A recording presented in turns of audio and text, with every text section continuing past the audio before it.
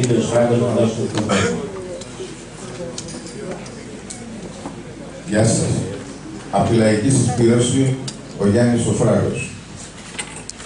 Επειδή το άρθρο 52 και 54 του νόμου 3852 του 2010, τα οποία ορίζουν την ορκομοσία, δεν αναφέρεται η παρουσία ιερέων. Δηλώνουμε ενώπιόν σας ότι υπερασπιζόμαστε τα δικαιώματα του λαού. Παρακαλούμε αυτή η δήλωσή μας να γραφτεί στα πρακτικά. Ευχαριστώ. Μπορεί να απαντήσω. Δηλαδή δεν έπρεπε να γίνει ο αγιασμός. Άθεα θέλει να μας κάνετε την πατρίδα μας. Δεν τρέπεστε καθόλου. Δεν τρέπεστε καθόλου.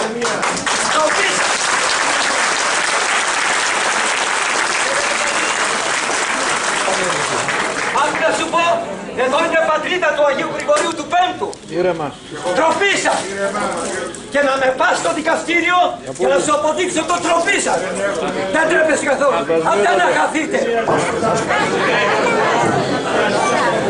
Ακούτε κύριε, εγώ μόνο πιστεύω στον Χριστό και την πατρίδα.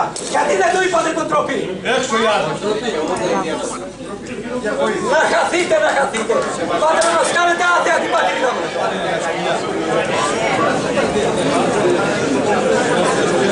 Δήμαρχε, έπρεπε να μας κερδίσετε γι' αυτό. Δεν το έτσι δεν γίνεται τίποτε. Παρακαλώ, διαμαρτύρομαι και ξέρουμε. Σιωπή, σταματήστε.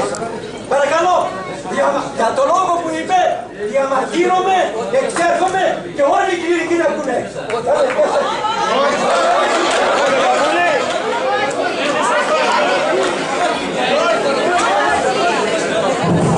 Παρακαλώ, όλοι οι κληρικοί και εγώ έξω. Δεν έχετε το λόγο, να το παρατηρήσω για το λόγο. Εγώ δεν θα παρατηρήσω ότι οι αρχές μπορεί να συμμετέχουν και οι Δημοτικοί Σύμβουλοι που πιστεύουν στην ίδια θρησκεία με εμάς. Με αυτή την έννοια έχει το δικαίωμα. Όχι, δεν έχω συνεργασία με αυτό όμως δεν έχει να κάνει σε καμία σχέση με το σεβασμό του Δήμου απέναντι στην Εκκλησία. Είπε κύριε Δήμαρχε, όχι, κατά τον νόμο δεν επιτρέπεται να είναι η παρουσία ιερέων. Εφεύγουμε λοιπόν, όλοι οι παπάδες έξω.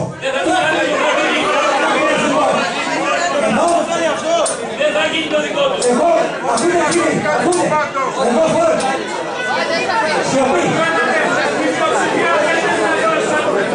Εμείς φορέσαμε τα μαύρα για να κρεμαστούμε σαν τον Γρηγόριο το Πέμπτο.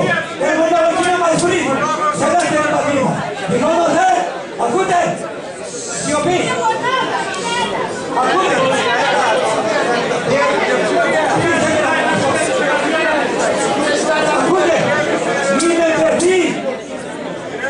Είμαι παιδί ήρωα αλβανικών ωραίων.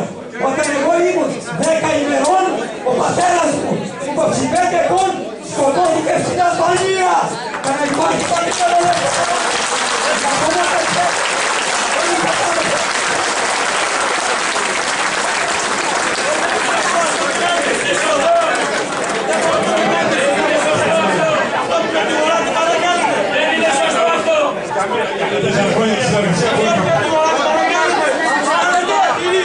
Θα μάθετε ότι εδώ έχετε ένα τρελό δεσπότη, διάδοχο του Γρηγορίου του Πέμπτου. Εντάξει, παράστε, δεν κάνει.